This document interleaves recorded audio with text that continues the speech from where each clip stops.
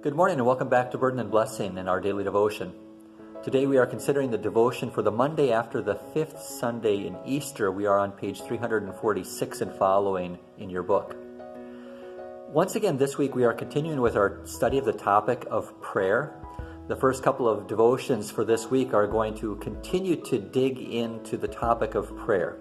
Yesterday's devotion was again based on John 16, and today our devotion is based on Luke 11, verses 1 through 13. The theme for our devotion today is really that we should learn how to pray, and we should learn how to pray well. Now, anybody can pray, but one of the things that we learn is that prayer is sort of like everything else in connection with our spiritual lives. That by nature we don't know how to pray well. Sure, we might know how to pray, but as we take a look at the disciples in the verses of our text today, we see that they come to Jesus so that he would teach them to pray better.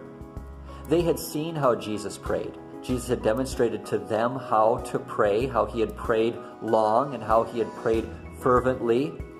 He had shown them how to pray the Psalms, as we saw in our devotions from last week, as he prayed through the Hallel Psalms and used those as an example.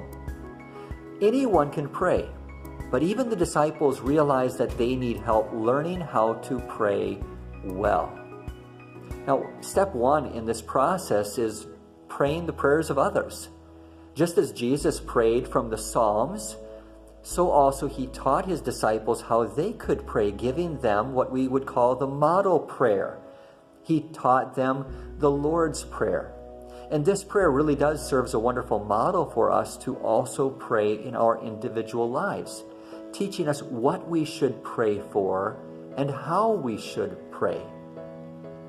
The Lord's Prayer sets a wonderful example of how we should focus on spiritual blessings, not just the physical blessings of this life. We should pray the prayers of others as we learn how we should pray and what we should pray for. And once we have learned that first step and learned how to pray and what to pray, then it's important for us to move beyond praying the prayers of others and to begin praying those prayers of ourselves, to make it our own, to pray from our own heart as we have learned how we should pray to the Lord. All of this reminds us that prayer ultimately comes back to the confidence that we have as Christians, that the Lord does, through our Savior Jesus, promise to hear our requests. As Christians, we can do both of those things. We can pray the prayers of others in order to learn how to pray better, to pray well, but we also want to pray what is called ex corde prayers, prayers from the heart.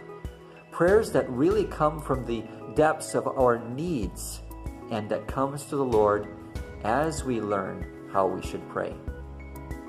As Christians today, we can also pray the Psalms.